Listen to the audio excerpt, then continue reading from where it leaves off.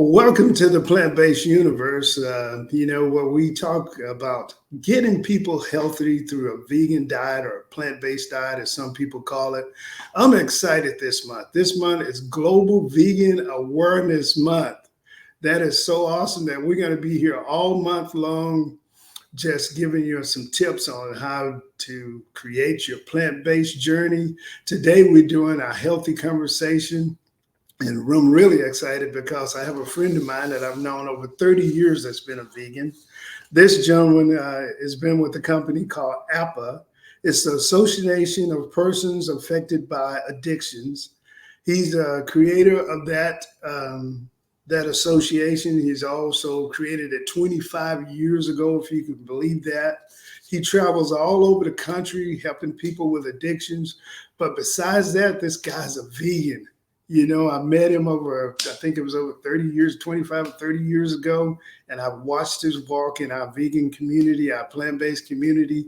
So I'm going to bring to the stage Joe Powell. Joe, how are you doing this morning? I am well. Good to see you, Mo.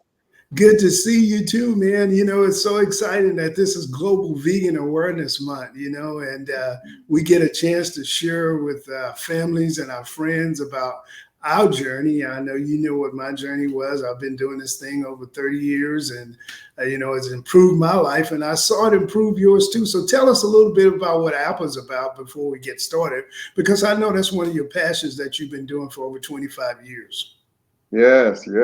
I always go by Joe Powell, and I always say I'm a young black man in long-term recovery. And what that means is, of course, that I haven't had a drink in 36 years since October 8th, and haven't had any other mental health challenges. Other than mad, sad, or scared, or restless, irritable, and discontent sometimes. But it's only because of recovery that I'm able to be the president and CEO of APAA, the Association of Persons Affected by Addiction, here in Dallas now for 26 years. And APAA is a recovery community organization. And what that means is that we educate all segments of the community about addiction and mental health, wellness, and recovery. Not the problem, because we all lived experience. And I've got 40 staff that work for me. All of them have lived experience of mental health and addiction challenges. And now they have recovered. They came through to the other side. And now they get a chance to really to walk in health, wellness, and recovery. And that's what brings me here with you, Melvin, my health, wellness, and recovery. When we're talking about vegans and the There way. you go. There you go, Joe. And, let's dig into that. It's so great that you're in our community and you're doing all those great things to help people with addictions. But we're going to get to talking about addictions with food too. So how did your vegan journey start, Joe? Well, mine, and I have to go back to when I was a kid in Harlem, New York, born and raised in Harlem, New York City. And I used to, of course, I'm a young man, so that means in the 50s and the 60s, growing up, with Malcolm X and seeing him on all the time, and then growing up, born in Harlem Hospital, baptized by Adam Clayton Powell, the congressman, and he was a minister at the African American Church, the Abyssinia Church, which was the largest African American church in the country at that time. But uh, with even though I was in the church and I'm all over, and I was in show business, my dad taught me and my two older brothers how to tap dance. We tap danced and we spin trays and canes, and we was on stage all the way from Michael Jackson to at the Harvard Madison Square Garden, Frank Sinatra, all of that.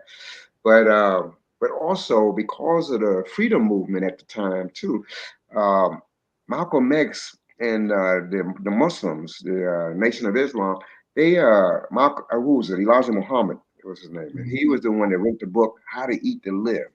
That's And right. my mother used to, my mother used to sell chitlin dinners, pig feet dinners, pork, every part of the pig. My mother was right, and it was good. It was the people from all over, in the Exactly. projects where I grew up in the St. Nick. And But I remember my neighbor next door, he became a Muslim. And he Hmm. brought the book over to my house with the pig on the cover of the book, How to Eat to Live, and he said, see, Miss Powell, you got to stop eating that pig. You can't be doing that pig.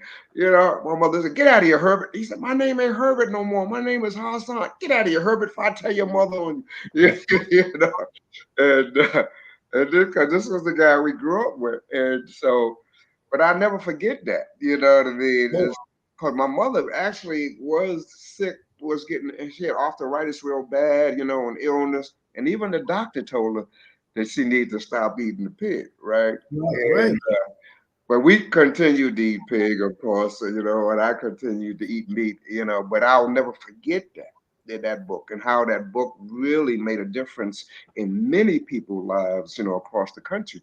And but yeah, Joe, I, that was I just wanted to stop you right there because you're so true about the Honorable Elijah Muhammad and that book, How to Eat to Live. That's actually it was my first introduction through my brother of my family getting a health message. So I just wanted to dovetail on you. And that was back in the 60s and the 70s when we got the same message about not eating pork. And for those of y'all that don't know what Joe is talking about not eating pig, it's pork. Go ahead, Joe, continue with your story. every part of the pig, man. Yeah. Tongue. We ate the tongue from the guts. What they said, the Rudy to the. Oh man, all that. But the greens, they went along with that, right? And then the yams that went along with that, the Yes, potato yes, yes. salad, all of that, they came with that meal with that pig, was a whole lot more that the African Americans, the black folks, that the families and the moms, especially the moms, cooked in all the restaurants, the ribs, the barbecue Yeah. ribs. That was some tasty bad food back then. And Joe, one of the great things that's going on now, since this is Global Vegan Awareness Month, Yeah, is the fastest growing vegan group in the world right now is African American vegans. look at So yeah, so for you to say this and yeah, say what part of our culture, and that goes back to our culture, right? right. Our culture was all about having slave food, Yep. into our diet. And of Yep. course, some people still eat that, what we call slave food, because we got all the bad parts of the food. Yep. And we even took it to New York. We took it to everywhere we went, right? Yep. Yeah, yeah, yeah. So, what was the first introduction to veganism? I know that was through, the book. But Mhm. when did you start your vegan journey? What year was that, and how did it happen? Well, that was over, it was, I don't know, almost 40, about 40, 50 years ago, really. I guess Right. I came to Texas in 1973. Hmm. And I remember probably 1975 to 76, I got a job at the post office Hmm. and in Waco, Texas. Wow. And the guy that who started with me at the post office, he was the one that said, hey, and we became friends. He said, come on, hang out with me and my sister, man. We fast. He said, Hmm. fast every month or every couple of weeks. We fast for a day or 2 days. I said, 2 days without eating anything. They said, yeah, man. He said, Joe, you'll love it. Now, of course, I was still drinking though also, and then I'll call myself up and down with, beer. Okay, this week I'm just gonna drink beer, Right. but but I ended up fasting with him. I'll never forget that I ended up fasting with him and his sister, and we fast for, I remember, 2 days and sometimes close to 3 days without Wow. eating anything. Is that because of a religious deal with them, or they No, just was doing it for health? they were just doing it for health, you Oh, know. great, There great. wasn't nothing religious about it, even though spiritually I've Yeah. got, what did I receive from that? Not eating anything for two Right. and 3 days, and how my body and my brain was like, give me something. You better read something or talk to somebody. Where's Melvin? You better find Melvin Christopher Yeah. because I needed to feed your body. Still need to feed on something, knowledge or food or something. Where's the food coming from? And so spiritually, I learned as far as even the energy that I had. and the energy Right. to do a lot more. And instead of me feeling down or or depressed or no energy because of not eating, my energy really increased after with more time of not eating. I might have felt hungry that first day, but the second day, and man, you got into just an energy of like, what I want to do spiritually, and then how everything just it was so beautiful and everything was highlighted even more, with not eat. But that was my introduction of not eating anything, right? Mhm. And that right there helped me to move toward being a vegetarian, Okay. and of course, with the book in the back of my mind and my next door neighbor and my mom, all of that still in my head too, And but I think that right there spiritually connected me to that. Well, you really don't need me, to be, Right, right. huh? Yeah, that's so true. I always say that there's a spiritual aspect to cleansing.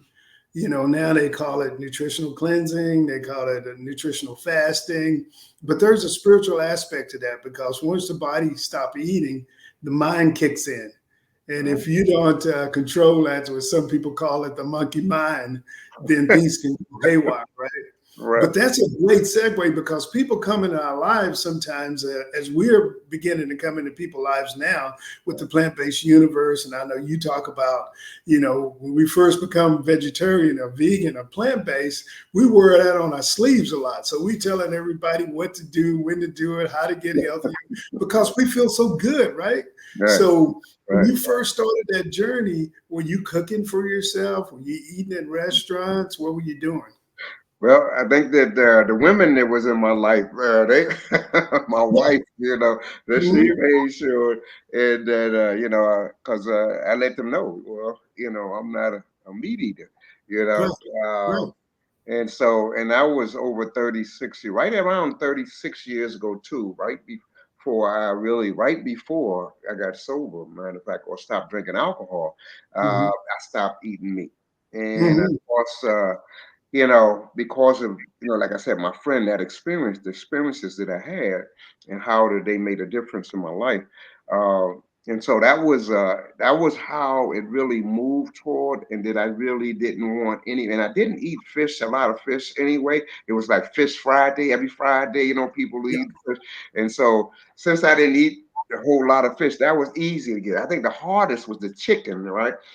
right. Giving up, because I'd fix chicken any and every way that you can think of. I'm eating some chicken, right? Well, the boiled, bacon, fried, you name it. You know what I mean? That was it. So that was probably the hardest one for me, to get the pork and the beef. Those were easy. And then the You fish. know, that's so strange, Joe, because when I was, just doing some research on Global Vegan Awareness Month, I was thinking that poultry, chicken, would be the most, the most animals that's been eaten by humans right now. But it's actually pork. Pork is ate more around the globe than any other thing. And as we begin to transition, and a lot of people begin to transition from, eating meat, it's a gradual thing, like you said. That happened with me too. I dropped beef and pork, and then I dropped, uh, turkey, and then, it went on like you were saying. Right. So, and then, it's like you said, at that time in the 70s, there wasn't that many vegan restaurants. Veganism and plant-based is mainstream now. So Right. even in Dallas, we have about 40, 50 vegan restaurants, right? Mhm. And I know at that time you were eating at some Thai restaurants too, right? Yeah. Yeah, the mint, what I mean, was one of my favorite ones. But yeah, Thai, what I mean, anything that said that it was vegan, what I mean, and pad Thai, or whatever, then what I mean, I would definitely try that. Uh, but another thing that helped me out was I had a couple of friends of mine that didn't eat chicken, and the reason why they didn't eat chicken was because they worked in a chicken factory. Oh, And working in there, they saw how terrible. They said The animals were treated, That right? stopped them from eating chicken because they worked it, and they grew up and they were still eating. They still eat pork today. They pork eaters and all of that, but they refuse to eat chicken because of the way, the factory where they killed them, the way that, what I mean, going through all of that right there. They said it was terrible that they will never eat chicken. you Yeah, know, yeah, yeah. they'll eat everything else. Well, how did your family take it when you quit all meats? I mean, how did Uh, they accept that? Did it, were they, like my family is like, where are you going to get your protein from? You're going to waste away. You're going to do yeah. this. How did your family react to that? Yeah, they the same way that they react even with, I guess, drinking alcohol. When I told them no more alcohol in my house, you know, my brother said, "What? Now I got 7 brothers, right? Hold on, we can't Mhm. drink over y'all. No more drinking." And guess what? Don't come in here with no pig or beef or chicken and all that stuff.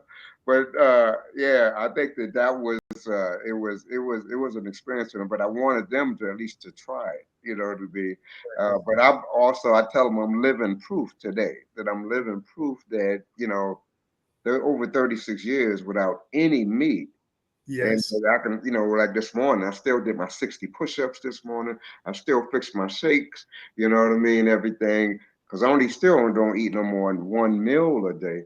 Try to eat at least one meal a day, but I do my shake in the morning and my shake at night, exactly. and then I'm good, So, and I'm consistent with the same weight and everything for the last, over 25 years. Uh, so Well, that, yeah, that's a good point right there, Joe. When you really look at how that affected our health, you know, and how some of our friends are still sick, and going through a lot of challenges. As you said, you're a young man, but we're both pretty mature in our age right now, mhm, because I've known you over 30 years. Some people not even 30 yet, right?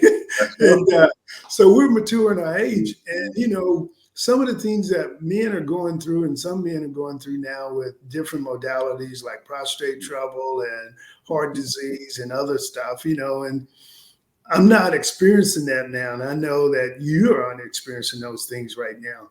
So, in your family and your friends, and when you approach them now about changing their diet to a plant-based diet, are they more open since they've seen you do this?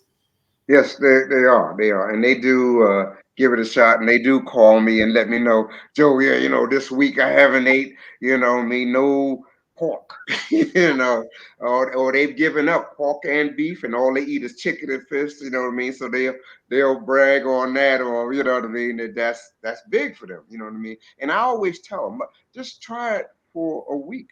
How, or a few days. Can you go a few days? Or one day even, right? One day at a time. Could you just do one day without eating any meat, right, at all? But people normally feel the difference, especially if you fast or you give up meat for about a week. They start to feel it. I notice that people who do change, they'll try to being vegan for at least a week. The spirit actually changes when you give up the meat. Once you detox that meat out of your body and out of your system, right? Your whole everything changes. You know what I mean? And they feel more healthier.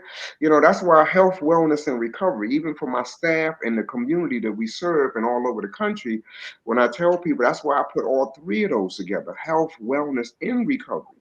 It's Yeah, not just, you know what I mean? Because my health made a huge difference now without, you know, any kind of alcohol, drugs, eating right, you know what I mean, and yeah, exercise. My whole body for a 73-year-old young man, you know what I mean, to do my exercises every day, you know what I mean, and work out. I'm traveling all over the place, right. you Well, know. I'm glad you shared that, your age, because I wasn't going to ask you. But look, guys, I want the plant-based universe to see this is a 73-year-old man with all this vigor that's Right. traveling. All over the planet. So, Joe, since you travel so much, I know you've eaten at a lot of vegan restaurants in a lot of different places, right? So, can you name some of the vegan restaurants that you've experienced, like when you go to Washington? What Mm. was the favorite vegan city that you went to? We'll start with that. Yeah, well, I usually call up, I don't know if you know Melvin Christopher. I call up, Melvin, I'm in D.C., Mel. Where to go? You know, hey, I'm in New York, even home. When I go home, I don't go home enough, though. I don't go to New York enough. But yeah, I think that I always, definitely get on the Google and say, hey, where's the nearest vegan restaurants near me? Yes. It was surprising even. Yeah, what is it? Slutty vegan, even. You know what I Mhm. mean? Yeah. That because I mean, I'm not really a burger man. I'm definitely not a bread guy. You know what I mean? And so, but it was surprised at how many people that actually tried vegan or burgers. You know what I mean? They even went there. You know what I mean? I've got Exactly. to because I'll be in Georgia right the rest of this week here. And so I've got to go, you know what I mean, and find. I got to call Melvin Christopher up and find Oh out. yeah, yeah. Well, that's one great thing, guys. You know, you heard Joe say it here, and I didn't pay for this advertisement. If you come to the plant-based universe, you're gonna learn where all the different places to eat are. You know, Joe, I love what you said about detoxing your body. You know, if you get back with me on the plant-based universe, you'll find out that I set up a time with you to walk you through a detox. We do a detox here at the plant-based universe, a cleansing detox that replenish the body and revitalize the body. Because as Joe said, you know, when you cleanse the body and you become plant-based, even if you tried it a little bit to switch your diet up, Mm, just switch that diet up. You know, I had somebody on last week and they said, hey, you know, try a plant-based meal, you mm, know, not just a plant-based Monday, but a plant-based meal every day, you know, and then go to a plant-based 2 or 3 days, and then go to a plant-based week. right. Because what we're finding out, and you know, with the Black community going into being plant-based, a lot of times we do that because of health concerns. Mhm. So why not do it before those health concerns get there? You know, Yeah, Joe, I'm so grateful. Anything else you want to share before we end it? I know you got some other stuff to do. yeah. World Well, what travel. you just said, I mean, prevention, an ounce of prevention will really, you can get rid of a whole pounds and pounds of trouble and illnesses and challenges. You know what I mean? You don't even have to have that. But how do I prevent that? You know what I mean? When we look at that, even our life expectancy in as far as Black men is the lowest out of all human beings. The Black male is the one that lived the least, you know. And it was great to hear when Black men really move on, like who's it, Quincy Jones, and of course transition Yes. today, and he was one that kept me even even in my old days, you know what I mean, of drinking and drugging and all that. I mean, he carried me, you know what I mean, with that old jazz, you know what I mean, and then my recovery in all of these years to continue, and he will even in the future, you know what I mean. He's one to come on with Killer Joe, the song Killer Joe off Yeah. the Oh off yeah. the Day in the Life album.